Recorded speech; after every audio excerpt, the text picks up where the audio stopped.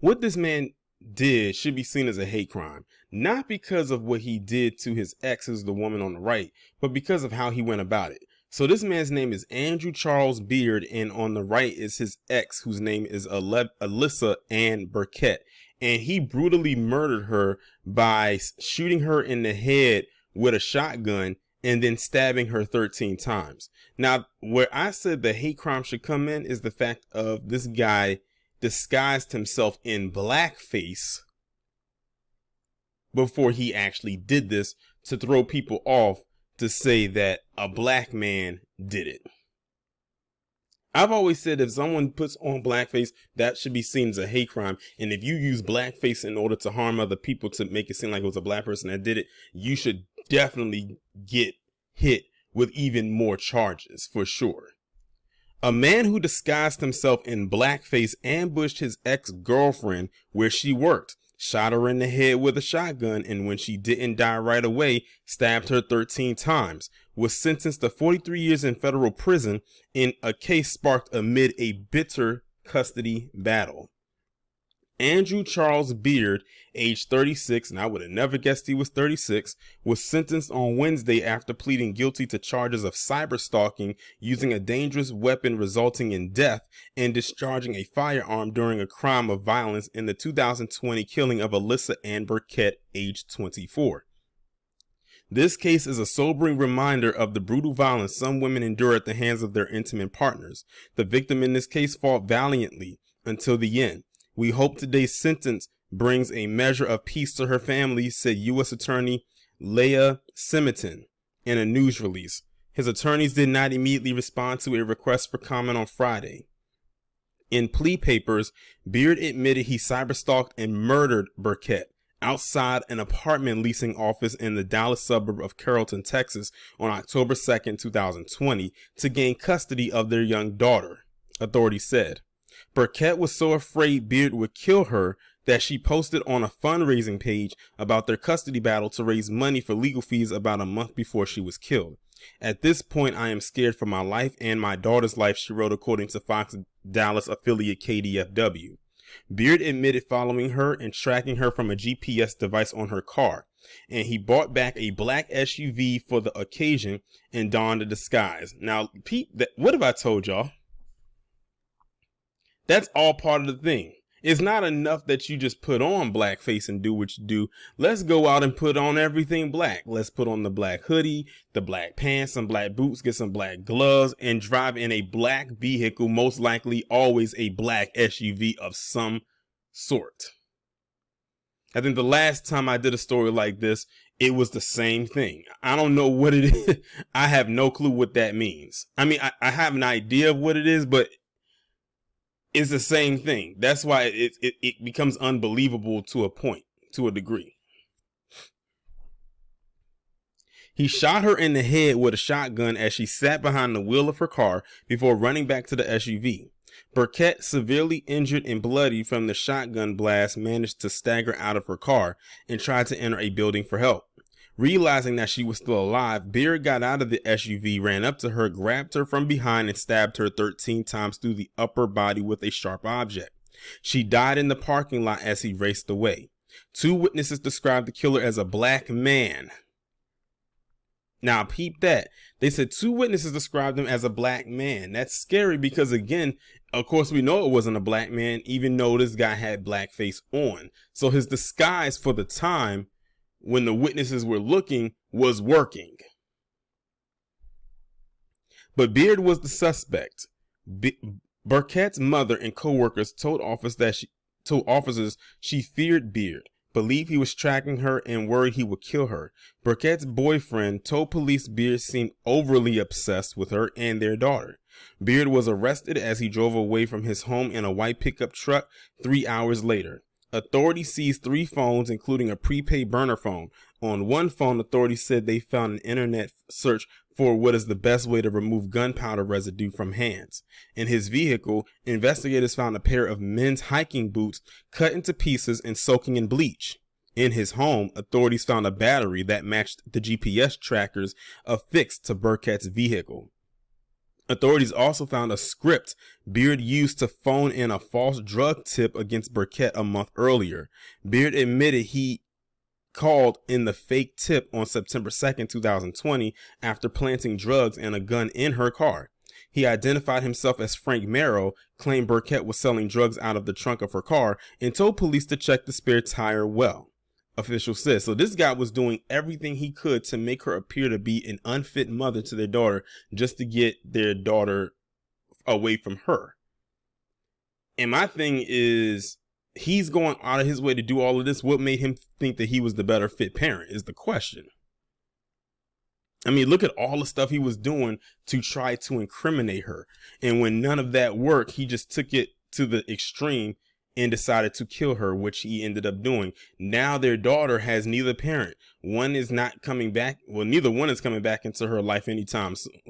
One's not coming back at all. The other one is going to be years before they get a chance to come back into their life, if they even come back. Because this guy got 43 years. And they don't identify the age of the daughter, but we can only assume that the daughter is relatively young.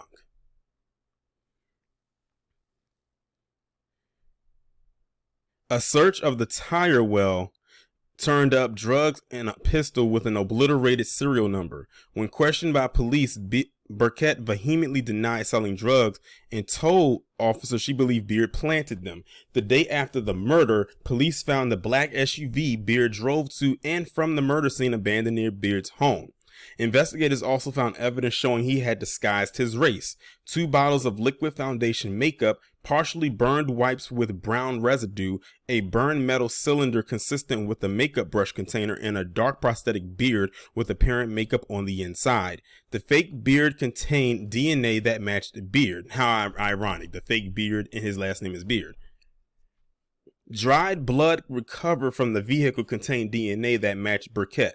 Burkett was a loving mother with a good grasp on life and a bright future, her obituary said. Alyssa was strong-willed, ambitious, fiercely determined, and driven. She had many friends, and she was a natural leader among them. Alyssa was well loved among her friends and family. Her presence will be deeply missed by everyone who knew and loved her. That is absolutely insane. But it's not surprising. The fact of the matter is that this guy went out of his way to incriminate his ex, who was the mother of his child, in by any means necessary. Planting drugs, planting a gun in her car, none of that worked. And then he goes out and then he comes up with the bright idea to say, you know what? I'm going to have to take her out. But to throw the sin off, I'm going to go and do it and pretend to be a black man. The reason why I say this would be deemed as a hate crime as well is because the fact that those witnesses said that it was a black man that did this means they would have been going out looking for any black man that they thought fit the description. Luckily, that didn't work. That DNA will get you every single time. But the fact is, he premeditated this by putting that makeup on. He planned this. This was all planned out. All because he wanted custody of their child. It must have been a reason why she got away from him. And when you think about all the stuff that he did leading up to him murdering her, this guy was definitely criminally insane. Like, it's nothing about him at all that will tell you that he is right in the head. This guy is a complete and utter maniac who did all that he could to make her appear to be this bad person and this unfit parent, going as far as to kill her while pretending to be a black man in the process. And see, that goes back to that narrative where they always say that black people, well, we say black men, are just inherently violent savages that will just go and take anyone out. Meanwhile, you have people like him who fits the bill, but he couldn't fit the bill being himself doing this. He had to pretend to be somebody else. And not just somebody else, but a completely whole different race of man at that. He couldn't just kill her as himself as a white man. He says, I'm going to kill her as a black man. Just to throw the sin off. They didn't get thrown off that far. Now, you know what's so crazy is back in the day, they would have probably really went out there looking for a random black man. You look at my Black Massacre series, it pretty much lines itself up right there. That's what they used to do back then, and that's what they're still doing now.